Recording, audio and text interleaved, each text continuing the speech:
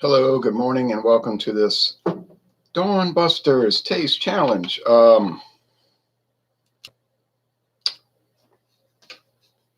We have two we have two blended Scotch whiskey offerings here today.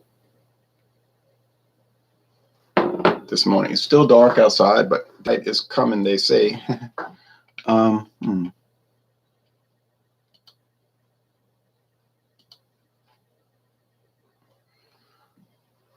It's like some things have changed on this setup a little bit. All right, well, whatever.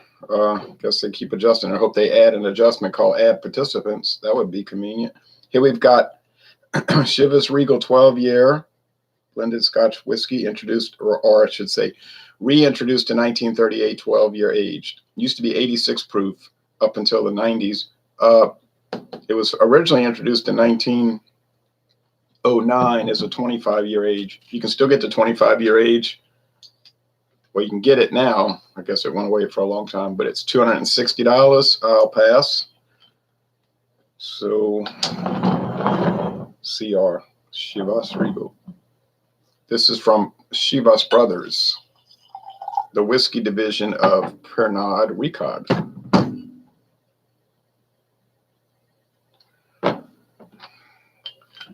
Was bought out by Seagram's in 1949, and then in the year 2000, Pernod-Ricard bought the whiskey and gin assets from Seagram's. The Scotch whiskey assets, because Diageo bought the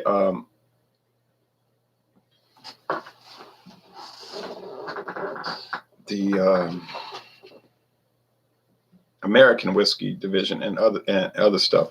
All right, King Robert II blended Scotch whiskey. Don't know when it hit the market. It's been a long time. I know that McCleod Distillers purchased it, the King Robert II brand, in 1968. So it's been on the market since at least 1968.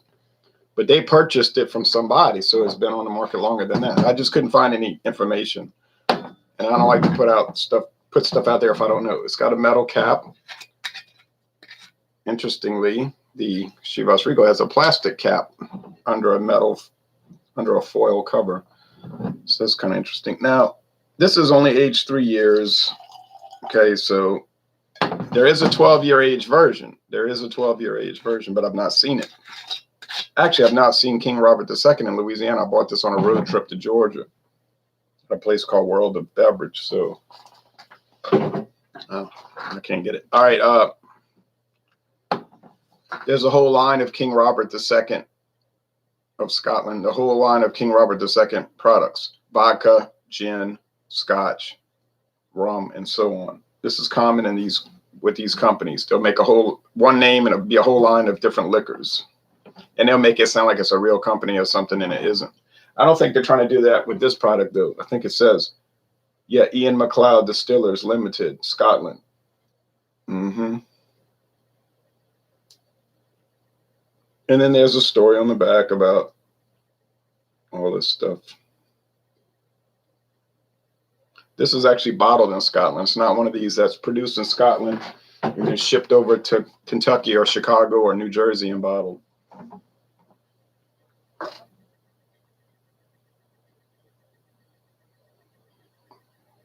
Well, appearance.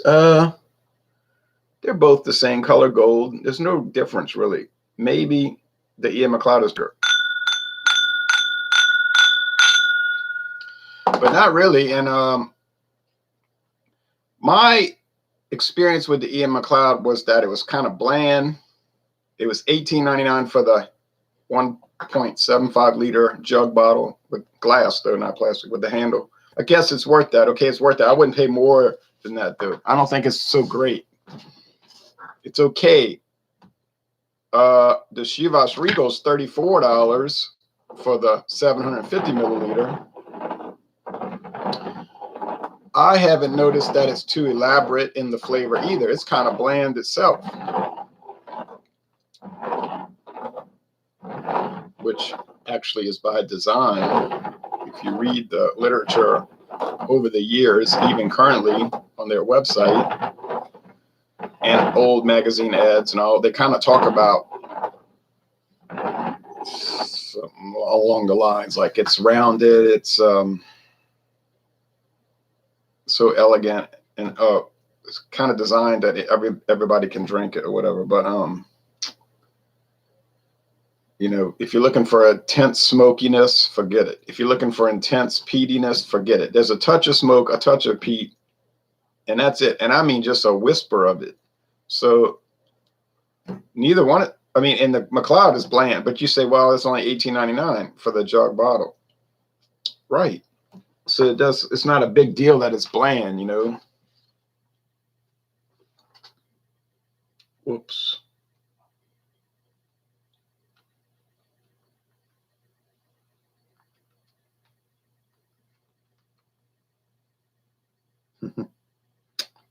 So it would be about $8.13 for a regular size bottle. So we're talking about an $8 bottle versus a $34 bottle. Is the Chivas Regal really going to be, because 8 times 4 is 32, is it really going to be 4 times as good? I doubt that. I mean, I think it's going to be better, but 4 times? That hasn't turned out to be the case with any of the other ones. I just found that Chivas Regal they're selling the brand, the name, the legend, but the product itself really isn't that great. Not bad. It's not bad. I would never say that it's bad. No way. I'm just saying it doesn't live up to its billing. It's different. Maybe you say, well, my grandpa used to drink that. It's probably different from what he was drinking. He was probably drinking the 86 proof. Now we're getting this watered down 80 proof. Everything. You know, so many liquors today are watered down to 80 proof, and literally watered down because they add water to bring down the proof. Why did they drop all these liquors from 86 to 80? I don't know. I assume maybe it was to save money because you got more water, less liquor. Could be. Or I assume that they figured people wanted a milder product. I can't answer a question I have no answer for. I don't know. I'm just assuming that or guessing. Let me think. What else? Oh, yeah. I was looking at an old magazine ad from 1963. In today's money, we got to convert it to today's money because of inflation. The value of money has declined over the last 100 years. Okay. It's not that prices have gone up, really. People look at that wrong. They say prices have gone up so much. It isn't really that prices have gone up. It's that the value of money has gone down. So prices seem to have gone up. $10 50 years ago, you could buy a lot more with $10 50 years ago. It was a lot more valuable. But in 1963, Chivas Regal was like $73 a bottle. Yeah, round it off. $73 a bottle in today's money. So today you get it for 34 bucks. 60 years ago, 56 years ago, $73. Now, was it different? We know it was different. It was 86 proof. Was it better? I don't know if it was better 55, 60 years ago. But if you watch the movie The Exorcist, the priest is impressed by the other priest. You know, they're at the dormitory at the Jesuit University, and the priest said, "Where'd you get Chivas?" And he jokes and says, "I stole it. I did. I stole it." You know, and they're drinking Chivas Regal. He's so impressed, like, "Wow, you got Chivas Regal, man." Now, today, nobody would say that, right? Nobody's going to say, "Oh, wow, you got Chivas Regal." They might just say, "Oh, you got Chivas Regal." Because, you know, who's going to be that impressed by a $35 bottle of whiskey? But $73 a bottle, hey, different story. So at that time, you were really stepping up and getting big league money out there to buy it. That has changed. Why? I don't know. Good morning, Ron, says Johnny Neely. Good morning to you, Johnny Neely. So we're going to start smelling them and tasting them and determining if I can tell them apart. I have confidence, but I don't have great confidence.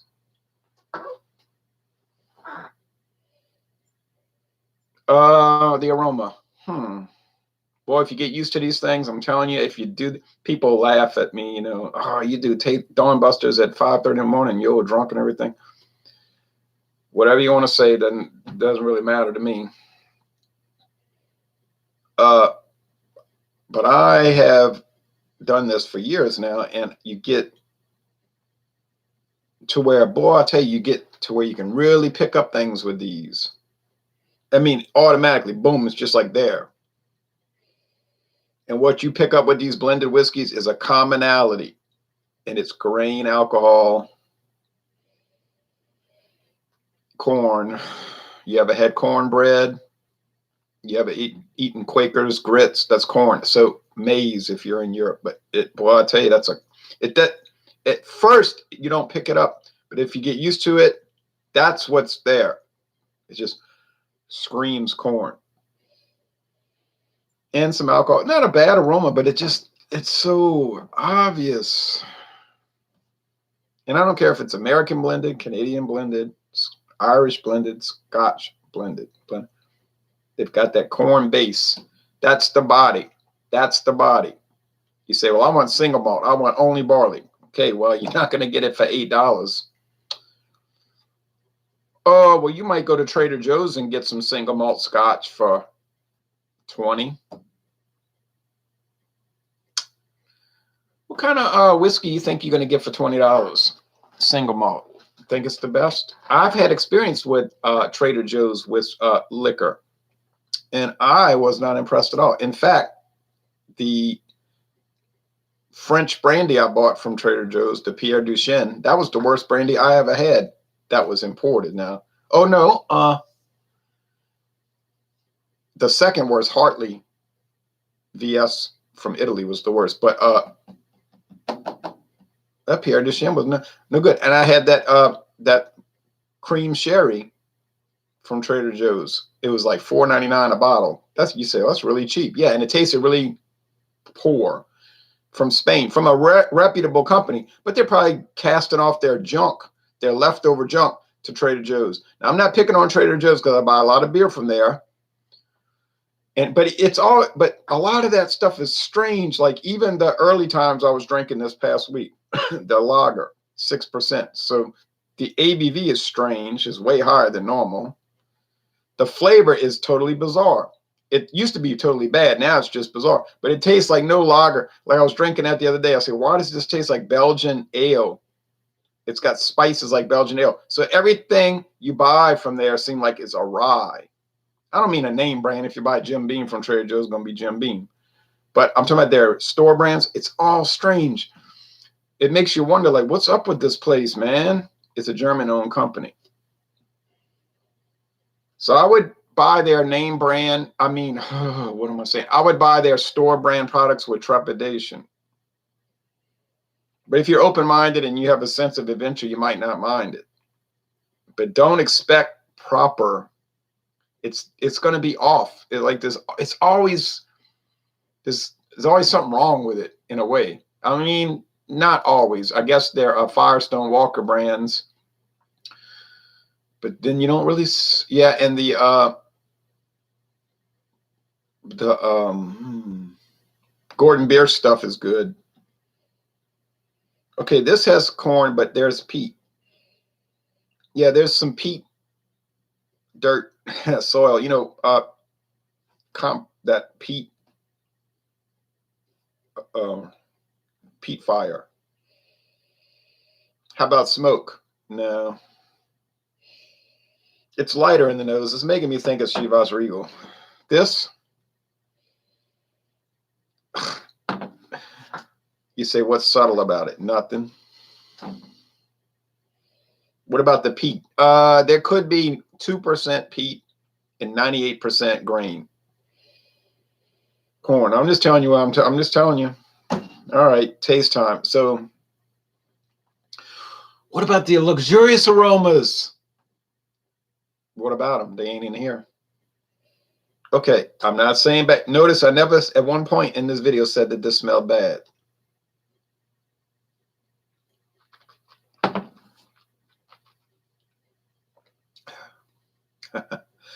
Actually, okay. A little single malt has shown through on the flavor. I'm getting a little bread, a little yeast, a little smoke. Now it's smelling, it's taste, forget smell, but it's tasting like Scotch. Okay. Okay. Little peat, little smoke. Oh, now it's got me thinking, got me thinking, got me thinking. There's daylight coming. Come on, daylight. Get on over here, old daylight, so I can go walking. All right.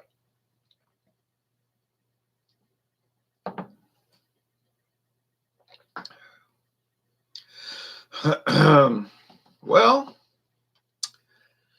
woo, getting peat, getting smoke, very muted peat malt, peated malt and smoke, of course. But oh, that grain is harsh, relatively harsh. And that is making me think King Robert II, because what I remember from King Robert II all along was it was like it was grain, cereal grain, like oh, how do you describe it? I don't know, like cornflakes or something. It's sort of garish, like it's garish and it's chewy and it's. You say, what about smooth? Is it smooth? Yeah, no. You say, well, it's only $8 a bottle. If you get to $7.50, does it taste like that? Yeah, about like that. I don't hate it, but I sure wouldn't go run out and spend a lot of money on it. Now, this one over here, it's smoother. There's no doubt about that. It's more developed. It's more put together. Still, if you think about it enough, you get candy corn in the background. Candy corn. Oh, like corn syrup. I'm starting to wonder. You heard what I said? I'm wondering. I'm not declaring. I wonder if perhaps a lot of these blended whiskeys are made with corn syrup. You know, like the beer is using brewer's syrup. Is there some kind of commodity they can buy from these grain companies that's just like a fast track product? You know what I'm saying? Like, then they take the corn syrup and they distill it, and then it's pure, colorless, odorless grain alcohol. I don't care, well, whatever you want to call it. I don't care what you want to call it. Grain neutral spirits, neutral grain spirits, grain whiskey. It's all the same thing. Just read, learn. It's different names for the same concept. And in Scotland, they take that grain whiskey. There's different levels of it. I'm not over here declaring that it's all the same. It isn't. Same concept, not the same level. If you get on the website for Midwest Grain Products of Lawrenceburg, Indiana, huge place. You can buy, if you're a producer, a wholesaler, you know, you're not going to buy it off the street, but you can buy grain neutral spirits, and there's levels of it. They'll tell you, like, it'll show our products. It's a huge portfolio, but they'll say, okay, grain neutral spirits is like level A, level B, level C, level D, whatever, however it's like quality levels. Okay, so you say, well, I'm making really cheap stuff. I'm making bum juice, so fine, they'll sell that to you. It's very cheap, and you can produce whatever old rotten, you know what I mean, old cheap vodka, old cheap gin with it, or blended whiskey, whatever you want to make. But that's what that is. So then in Scotland, they have the same type thing. They got companies that produce that grain whiskey, and then they farm it out. They sell it off. People buy. They use it. They blend it with the single malts. Now, there's different levels of that. So now, is the blending complicated? Yes. Does the blending take skill? Yes. Do you have to be careful with the blending? Yes. Can the average person do it correctly? No. Does it take years of training? Yes. Even to make cheap ones. But still, at the bottom line, cheap is still cheap. All right. And it'll shine through, and you'll taste it, and you'll notice it, and it won't be that great. And that's why it was $8 a bottle, or $20, or even $30. You say, well, I want the best. Well, then you're going to have to pay for the best. It's as simple as that. in most cases. Now you can pay a lot sometimes and get stuff that's not really that good. Good morning, Ron. Wow, no beard. Yeah, haha. I told you I was taking it off once I used all the beard balm. Last week, the beard balm was at the end. I threw the canister away, got the scissors, started cutting. Oh, well.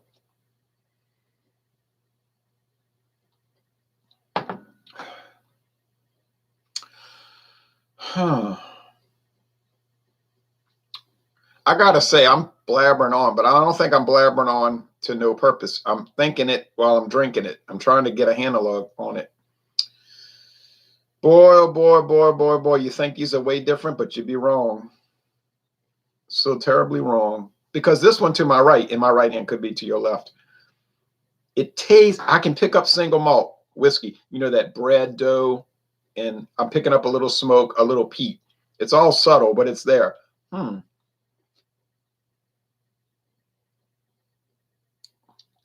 But that nose is so candy corn. Golly, I'm gonna go to the grocery store and buy a bag of candy corn. You say, well, that's gross. I don't even like to eat that. I know. So think about what I'm drinking. Now, you notice one thing, that nothing's standing out. You noticed that, right? You caught that, right? That I'm not really differentiating them too easily.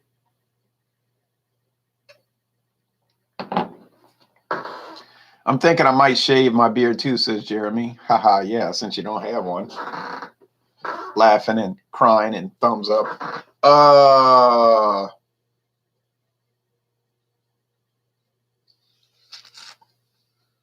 Tell you one thing.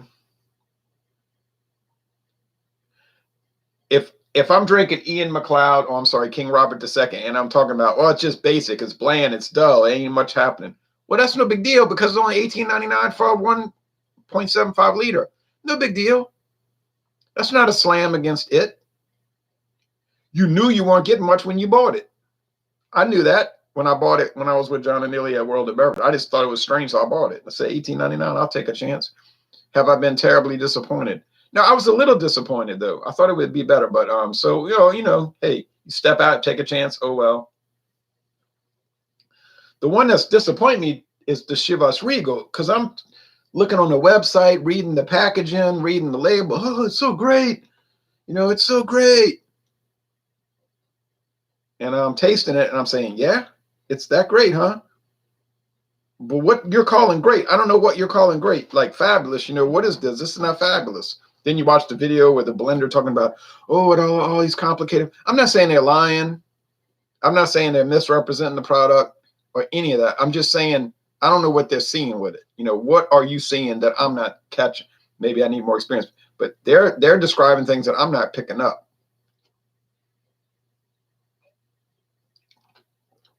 I'm calling it like a tie right here. There is no way. That's an impossibility. There's no way I'm paying $34 in the future for a whiskey that can't beat this, the $7, $8, $9 bottles. That's not going to happen. Is this the first time that this has happened where I bought a relatively expensive whiskey? I say relatively expensive compared to the cheapos, and it can't really outperform them? No, this is a common thing. So when I got people slamming my channel talking about, you only review cheap whiskey. Okay, fine. I can't argue with that. You know what I'm dealing with right now. I intend to climb the ladder. One day I'll be doing the Johnny Walker Blue Label, $250, $260 a bottle. I'll pay for it,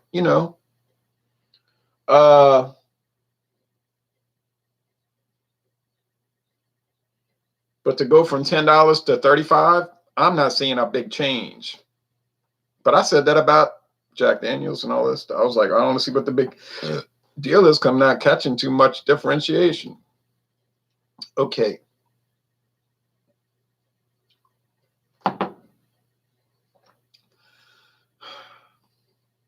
Golly, that is so bland. No, that's the wrong word. It's so ordinary. There's nothing happening here that's special. You say, well, you could get drunk, you could drink it. Yeah, fine. You could get drunk, you could drink it. Big deal. I can do that with Crystal Palace gin. I can find that in some places $4.99 a bottle. Big deal. But if I'm paying $34 a bottle, I want some action. You know what I'm saying? I want to see something. I want to get something. And I have not, did not, am not experiencing that.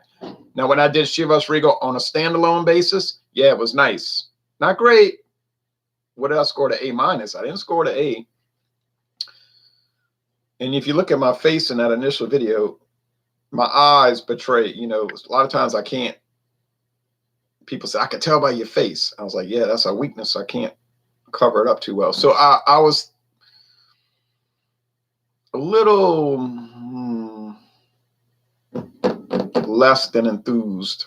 But I thought, no, maybe we'll do all right. But then when I put it in the taste challenges, it's been kind of a fiasco. That's not my problem. I don't make the liquor. I don't make this scotch. This is not my issue. I don't work for Pernod-Ricard. This is not my job to defend their product. Now, do they make stuff that's way better than the price? Heck yeah. Like, I'll give you an example. The Distillers Reserve Gin and the black and gold label, about $15, $16 a bottle.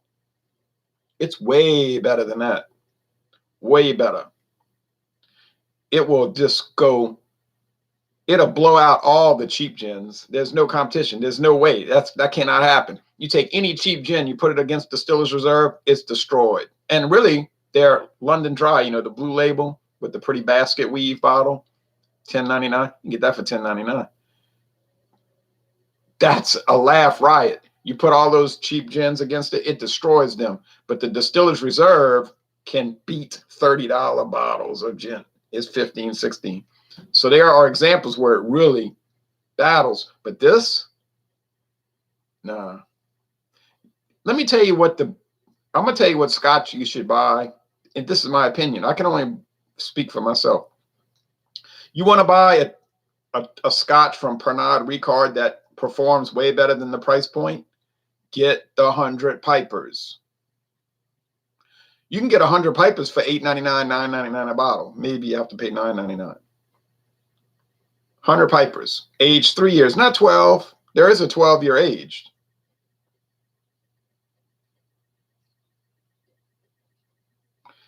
But try finding it. I've never seen it.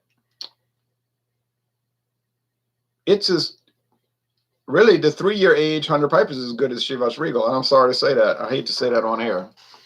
Conserve America's Value says Johnny Walker Black for 4 years after being bought diluted their brand, but now it's back. Johnny Walker Black and Green are back in spades. Well, I've never had those two, so I can't really comment. Like, people ask me, don't you think Budweiser's a lot worse than it used to be 40 years ago? I say, well, I mean, 40 years ago, I was 11. I wasn't drinking Budweiser.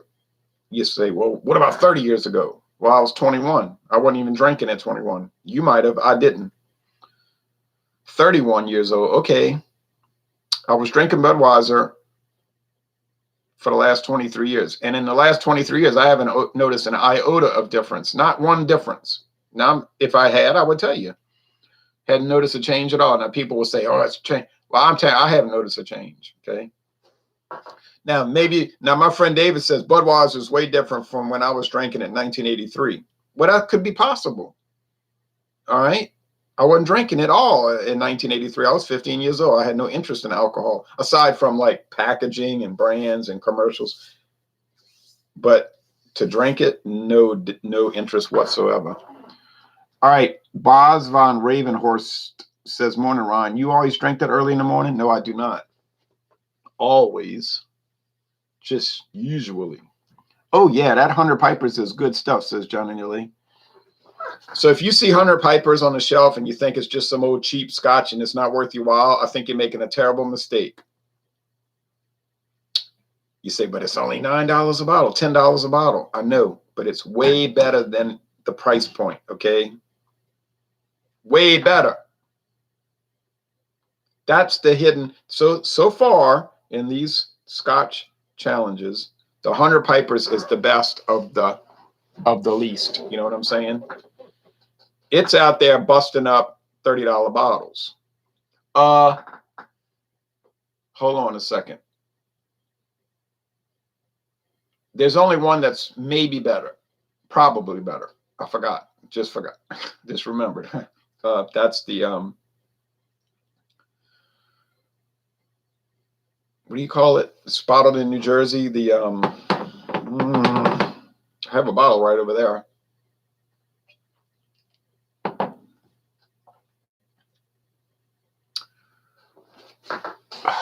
Sometimes I have these mental blocks.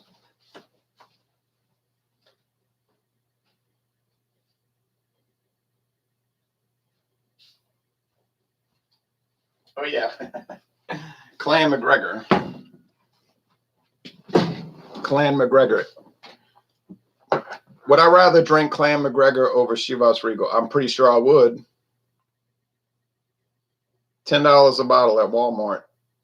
I have a feeling that when I do this taste challenge, it'll be a fiasco. I think Clan Macgregor is going to destroy Chivas Regal. And that's, hey, too bad.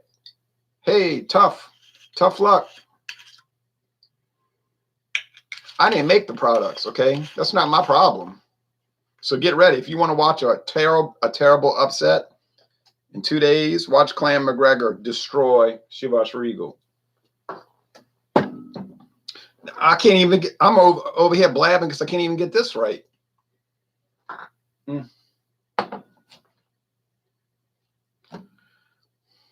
It's okay.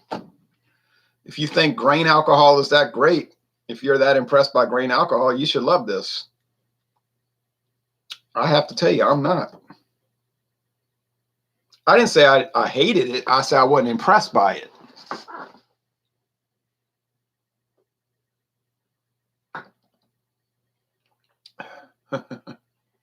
Well, I think this is Chivas Regal because it has a little bit more going for it. More smoke, more peat. Yeah. More single malt. Yeah. The bread dough and all that. Barley malt. Does it have 4 times as much going for it? Heck no. In no way. But I'm going to say this is Chivas Regal. And if I'm wrong, I'll be embarrassed. But holy smokes. See, when I looked underneath that glass, it was supposed to say CR. You know, CR, Chivas Regal. It did not say CR. Our Chihuahua. Well, you thought it was bad. It just keeps getting worse. No, I don't mean my taste challenges are getting worse. I mean Chivas Regal's performance level is getting worse. This is like a football team. You know, every year we watch football and you say, this team's going to be great. And everybody's picking them to maybe go to the Super Bowl. Oh, yeah. Then they finish 9-7, barely make the playoffs and get beat 40-16 in the first round of the wild card, the wild card round. You say, what a catastrophe. Oh, well, that running back was hurt. They had this other player that was making trouble about a helmet or something like that. Next year, they're gonna do better. They're gonna do better. They got potential. That coach has got it. His game plan. Then the next year they go 8-8. You say, oh man, So then the third year, oh, this is it. This team's got it going on. Their program is in place. Everybody's bought in now. Then they go 7-9. The coach gets fired. I mean, this is what I'm dealing with right now. All right. It's my money. I went to Walmart. I paid $34, $33.99 for the gift pack. All right, but I'm not getting any payback. The payoff is poor. Sorry, Chivas Regal. It's not my problem. All right, anyway, that's it for this. I'm a little shocked. Wasn't expecting a whole lot to start with, but boy, this I can't even believe it.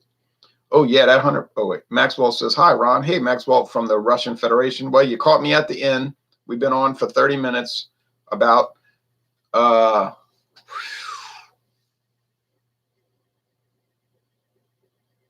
thought it could be tough. Never dreamed I'd get it wrong. I don't think that's a slam against me. It's a slam against Chivas Regal. So get ready for 2 days from now. It's going to really be it's going to be a beatdown.